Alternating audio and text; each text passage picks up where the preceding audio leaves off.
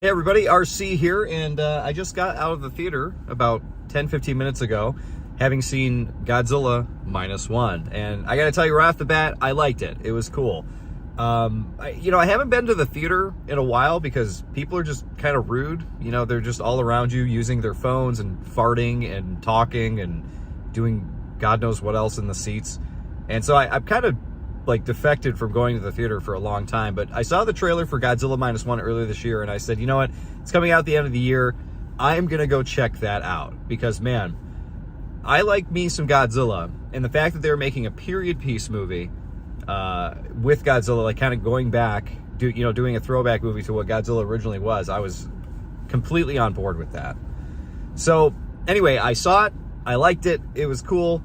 Long story short, for all of you who are interested in it, if you're expecting the fun Godzilla movie, you are not getting that here. What you're getting is a very heavy, drama-laden film. So also right off the bat, you're not getting an Americanized Godzilla movie. This is a Toho Japanese production through and through. When you sit in there, I mean, it is subtitles. I could tell there were some people in the theater who thought there were subtitles at first because, Godzilla is a Japanese, trademark. It's a Japanese series.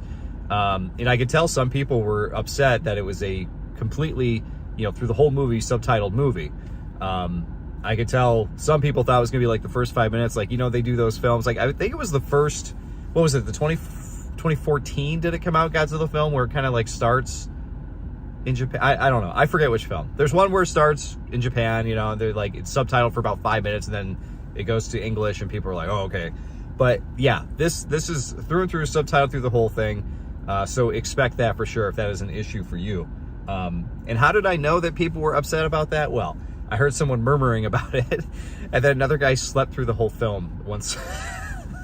There were times where something very serious was happening on screen and the whole thing would fade to black and go quiet and the guy would just be like, and the theater would just laugh. So, and to that point, I mean, that if that was the least, or rather, if that was the most rude thing that was happening in the theater, I'm okay with that because, like I said, I'm used to hearing people farting and laughing and being immature.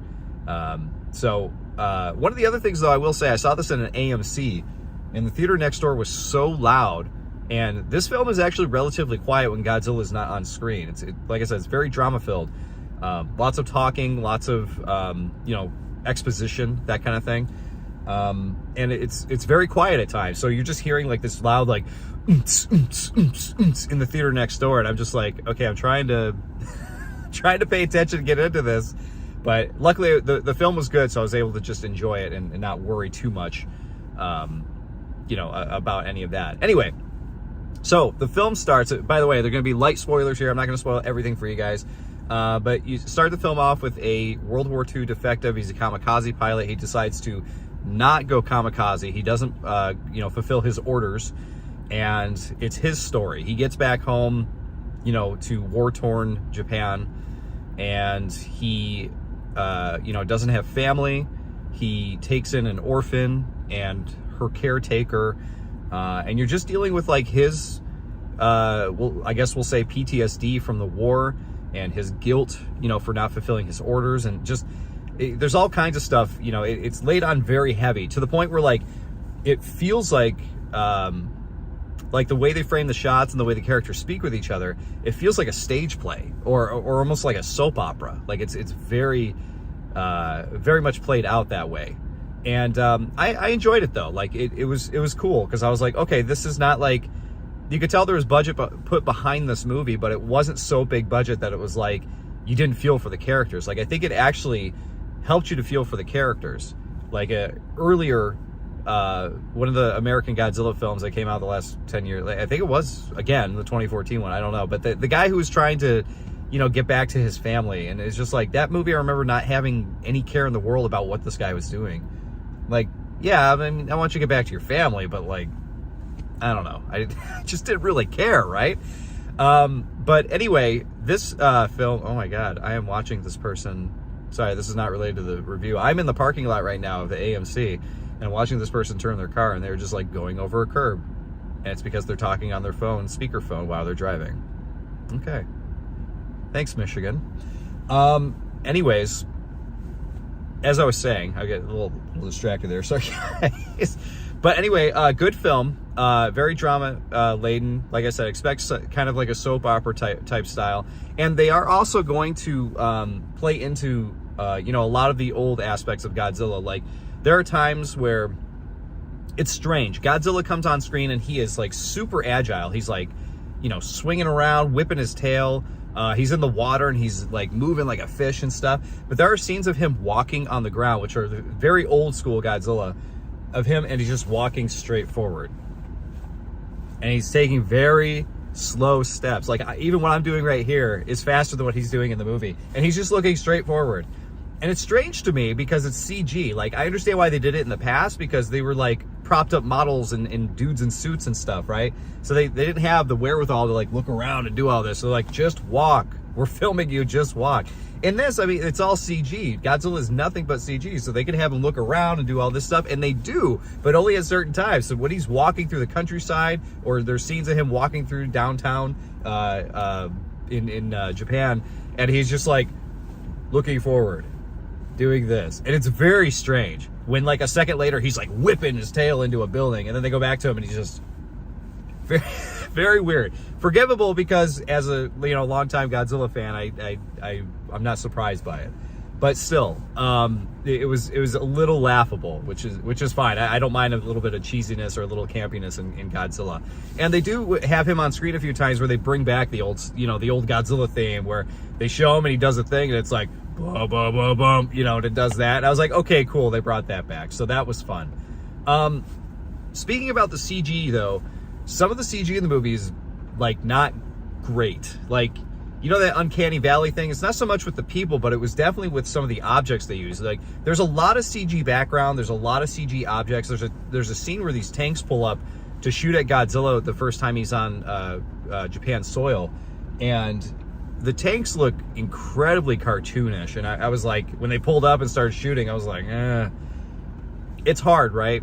It's hard to do a period piece in 2023 because we don't have the old world here anymore, right? All of the old mechanics, all of that old stuff is gone.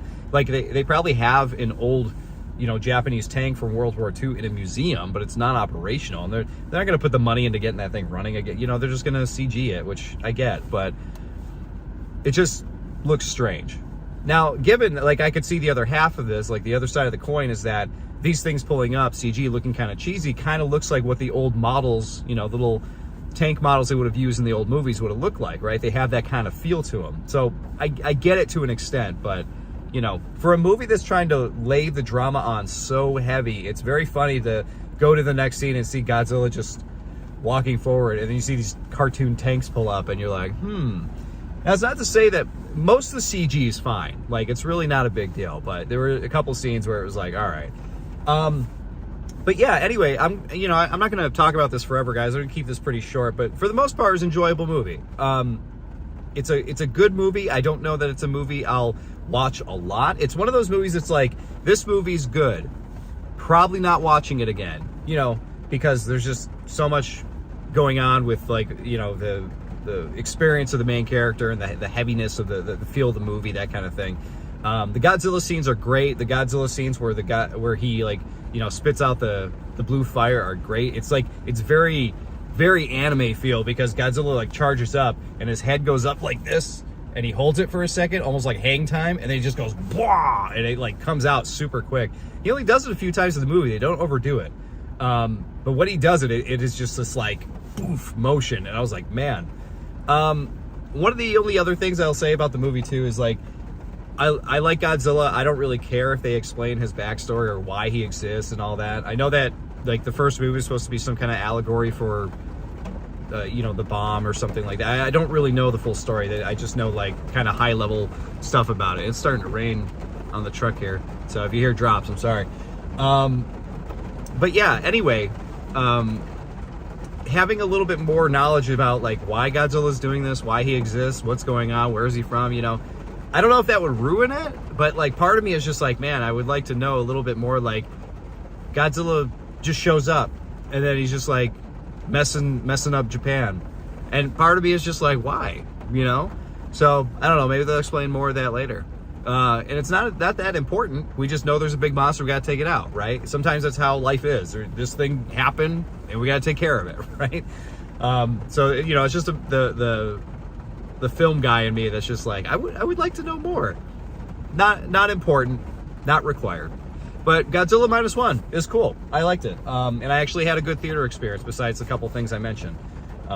So we'll see if I see any more movies. My movie selection for theaters nowadays is very, very selective. So Godzilla Minus One was in the running for me. I don't know what else would be, but we'll see. And maybe I'll do another one of these in the future. But hey, thanks guys.